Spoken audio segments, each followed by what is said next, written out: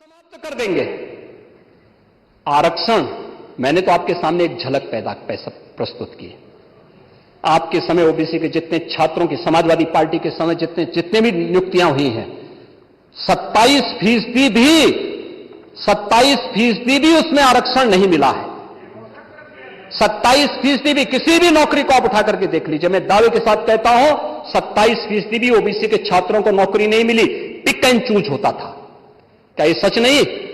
आज जिस तहसीलों की आप बात कर रहे हैं, यहां पर भतीजा और चाचा की एंड कंपनी वसूली के निकली थी और लेखपालों की तैनाती उस आधार पर हुई थी। आज तो नहीं है। आज तो हमने 5,500 लेखपालों की तैनाती दी है। एक भी जगह कोई उंगली नहीं उठा सकता, कोई नहीं उठा सकता। जब ये नौजवान जाएंगे, एक ट्रांसपेरेंसी आएगी। हाँ, बनते बोल देना, पढ़ लीजिए आप, इसके बाद बोल रहे। हाँ, अब बोलेगा, मैं आपकी बात को सुनूंगा।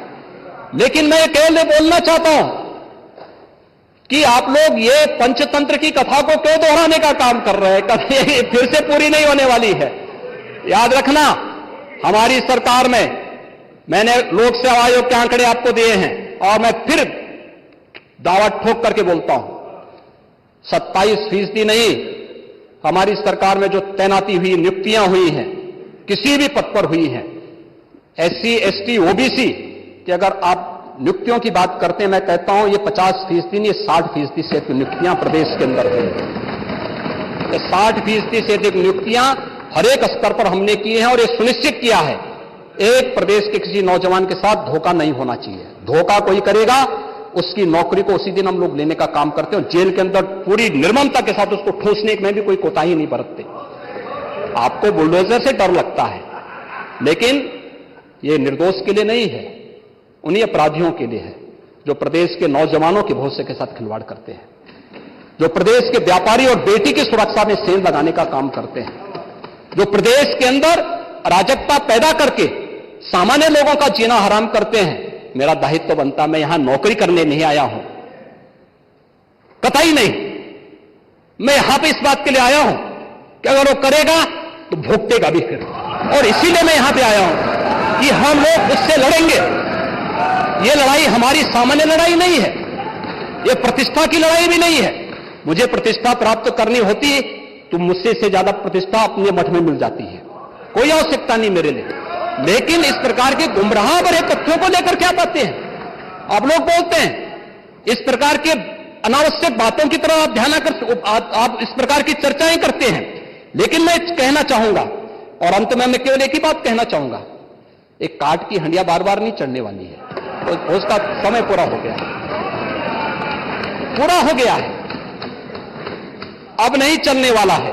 और इसीलिए हम लोग तो इस बात के पक्षधर हैं, और वह ये, मैं फिर भी आपसे आप लोगों से कहूंगा, आपसे नहीं, आप तो बड़े बुजुर्ग हैं, वयोवृद्ध हैं, पूरे, मैं दोनों पक्षों से कहूंगा कि पांडे जी जैसे लोगों को सम्मान मिलना ही चाहिए, क्योंकि वो पीढ़ी लगभग अपने ढलान की तरफ है और मुझे लगता है उन्हें हर प्रकार का सम्मान मिलना चाहिए।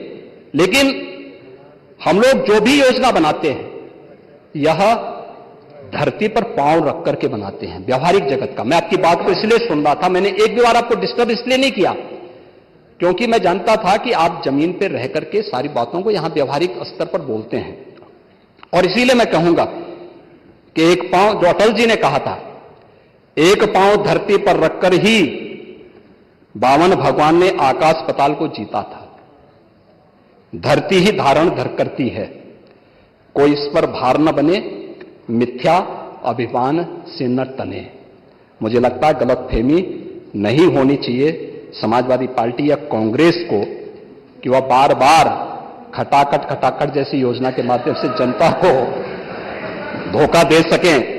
लेकिन मैं आपसे कह सकता हूं, ये सरकार चलेगी, मजबूती के साथ चलेगी, प्रदेश के अंदर ट्रांसफॉर्म करने के अपने अभियान को आगे बढ़ाएगी।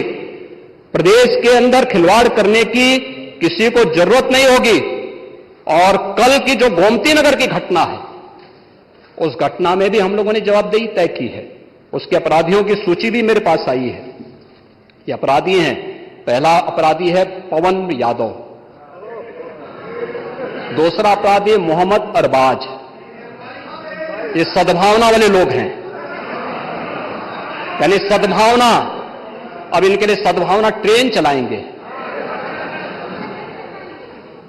इनके लिए बुलेट ट्रेन चलेगी, चिंता मत करो।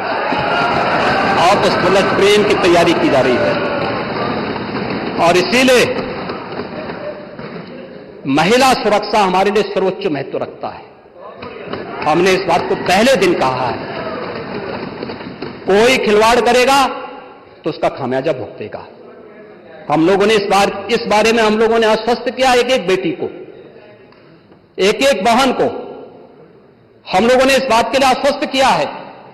और मैं फिर इस बात को कह सकता हूं, इस घटना को हमने गंभीरता से लिया है और गंभीरता से लेने का परिणाम है पूरी चौकी को सस्पेंड किया है, इंस्पेक्टर को सस्पेंड किया है, डिप्टी एसपी, एडिशनल एसपी और डीसीपी, इन सबको वहां से चेंज करके इनके खिलाफ भी कार्रवाई हमने प्रारंभ की है। जो भी व्यक्ति प्रदेश के अंदर अराजकता और अव्यवस्था पैदा करने का प्रयास करेगा, मैं फिर कहूंगा, हम सबका सम्मान करेंगे, सबको सुरक्षा देंगे, लेकिन अगर किसी ने अव्यवस्था पैदा करने का प्रयास किया है तो फिर उसका भुक्तभोगी भी उसको बनना ही पड़ेगा। मैं यही आपसे भी कहूंगा कि आप अपने लोगों को भी इसके लिए तैयार करेंगे कि वे कानून का पालन करने की दिशा में आगे बढ़ेंगे, तो मुझे लगता है कि यह अच्छी दिशा में आगे बढ़ पाएगा।